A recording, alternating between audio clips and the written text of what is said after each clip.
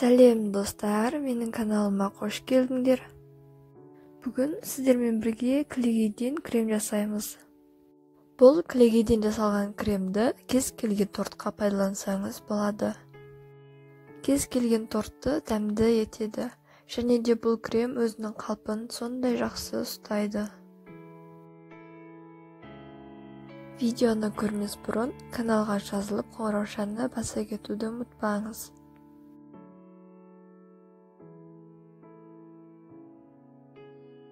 Біз бұл кремді жасауға қажетті барлық затты тоңазытқышқа салып салқындатып аламыз.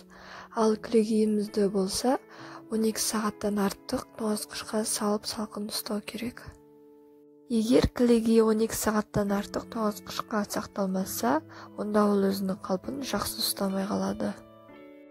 Және де кілегейіңіз міндетті түрде 33%-дан жоғары болуы керек. Егер 33%-дан кем болса, онда креміңіз шықпай қалады. Кілегейді тек қана холодильникке салуға болады, морозильникке салсаңыз, креміңіз тағы да шықпай қалады. Кілегейді шайқау үшін міндетті түрде асты-үсті бірдей тегіс ыдысты пайдаланғаныңыз дұрыс. Егер асты-үсті тегіс емес ыдысты пайдалансаңыз, онда кілегейіңізден крем шықпай қалуы әбден мүмкін. Кілегейді мен қазір 3 минуттай шайқадым, енді қант ұнтағын қоса берсеңіз болады. Мен 500 мл кілегейге 100 грамм қант ұнтағын қостым. Кілегейге қант ұнтағын кішкене ғана қоюлана бастаған кезде қосыңыз, қатты формасын ұстаған кезде қоссаңыз болмайды.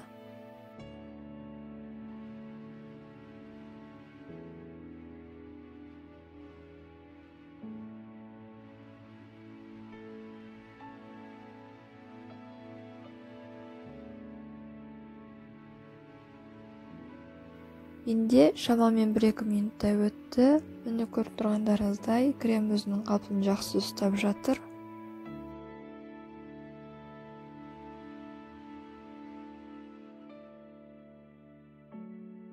Оның өзінің қалпын қалай ұстағанын осындай кішкентай таяқшаны салып көрсеңіз болады.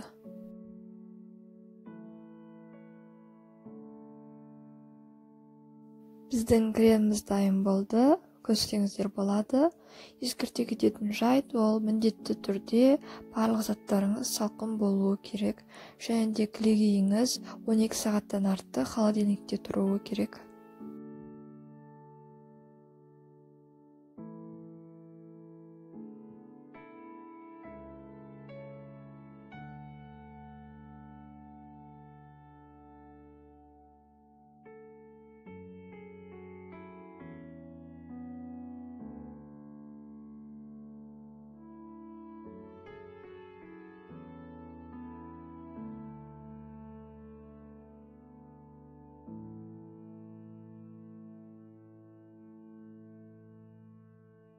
Видео ұнаса, лайк басып, каналға жазыла кетіңіз.